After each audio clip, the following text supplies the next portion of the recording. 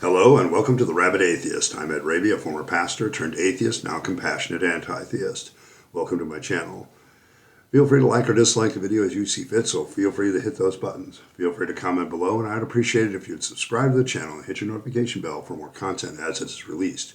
You're also free to share my videos as much as you like, because the purpose of this channel is educational in regards to atheist and deconversion issues and any issues related to those issues. A hearty shout out to the Rabyd Nation. Join the nation by hitting that subscribe button. And if you want to support the channel in a more tangible way and become a citizen of the Rabyd Nation, hit that join button. Your options will be presented to you. Today I'm continuing on in my series on the case against God's existence. This is part 9.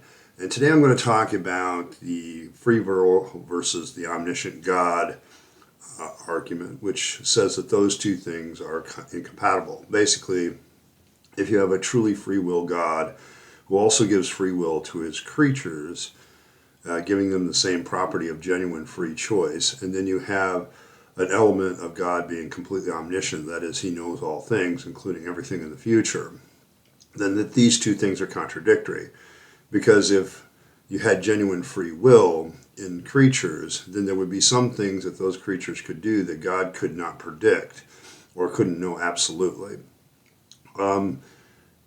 In a sense, you have a God who has created a world where it is quite possible for him not to anticipate an outcome. And so you can't have both in the same world, where you have a God that's classically omniscient. People are truly making this free will decision, and so God can only see those decisions propositionally. There would be no way for him to know absolutely which decision each free will creature would take. And if he does that, then he's going to have a problem with his omniscience. Everything's propositional at that point. God could know some things, predict certain things basically on a probabilistic scale, but that puts him in the same boat as his creatures. And a lot of people say that this is kind of a blow against the existence of God, because such a God could not exist. Now, there's a lot of pushback on this. Number one, not everybody in Christendom or other religions believes in this kind of omniscience of a God. In fact, some of them even get rid of free will altogether. So if you take free will out of the equation, then there's really no need to worry about God's omniscience at that point, because everything is determined. And so God's omniscience is determined right from the moment that he created the universe, which is somewhat problematic too, because it doesn't give God the ability to adapt. Okay, in other words, the idea of adaptation for God is a nonsense concept, because God cannot adapt because he doesn't need to adapt to situations like human beings do. So you have that element where some people just discard free will as a defense altogether and say that this is just the way it is. If you get rid of the free will defense, though, you're kind of left with a bigger problem of evil question. And so a lot of Christians still run to the free will defense.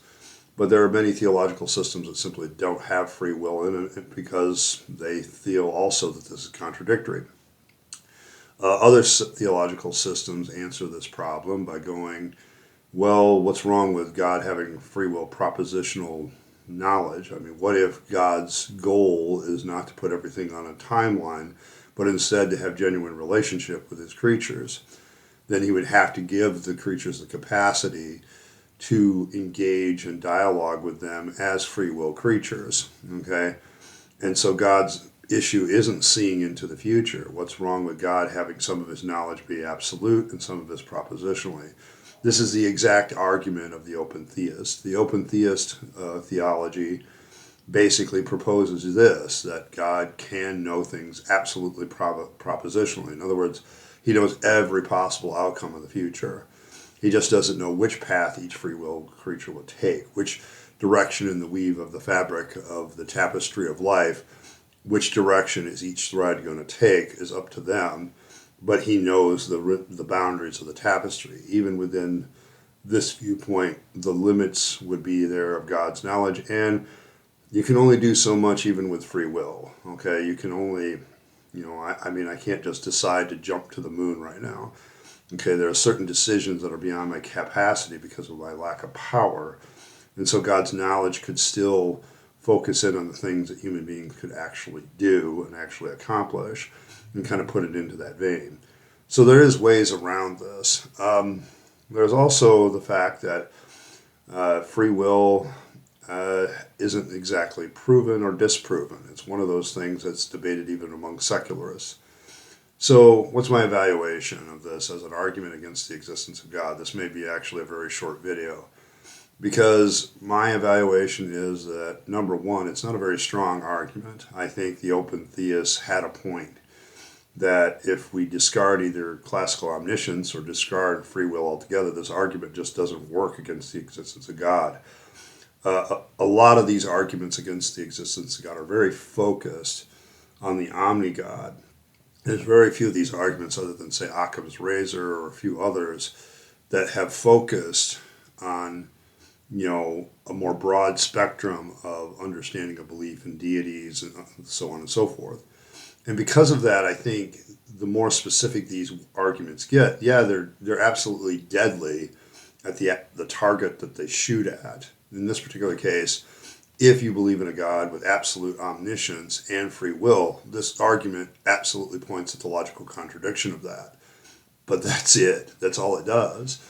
As somebody who used to play the game of theology, I can see ways to slip past this both ways. I can take the Calvinist view and dump free will altogether, depending on how many point Calvinist you are.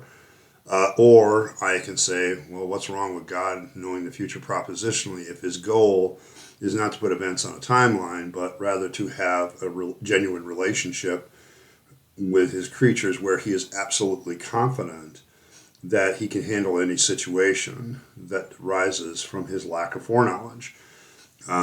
This would actually make God make a little bit more sense only if there was good evidence for the existence of such God, which as an atheist, I don't think there is any good evidence for the existence of such a God.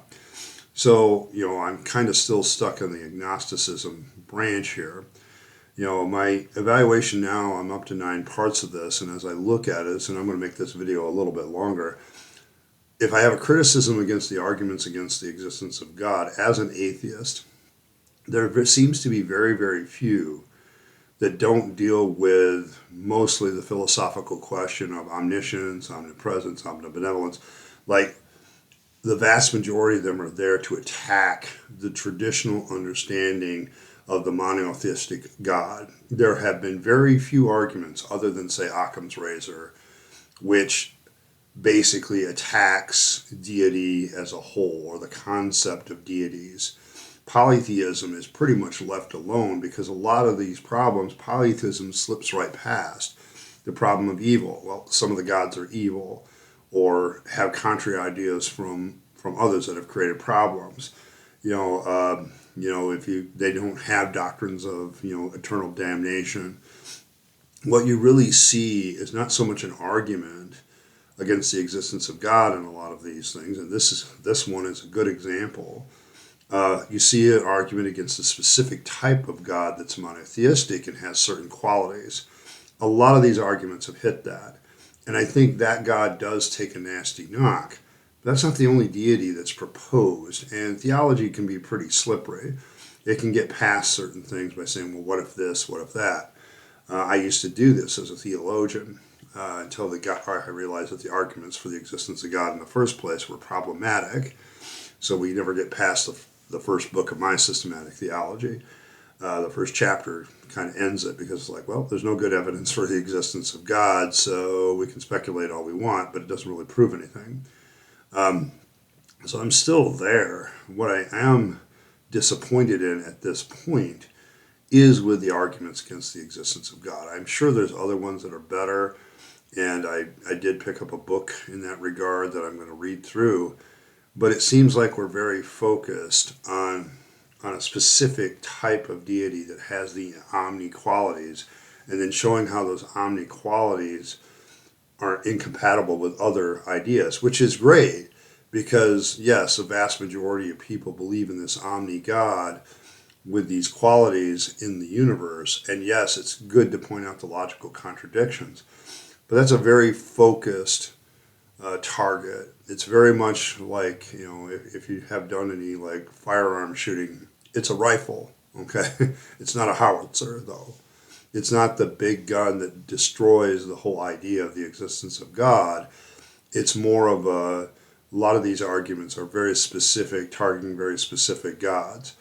I think Occam's razor does create a more artillery kind of feel of just taking out what is unnecessary.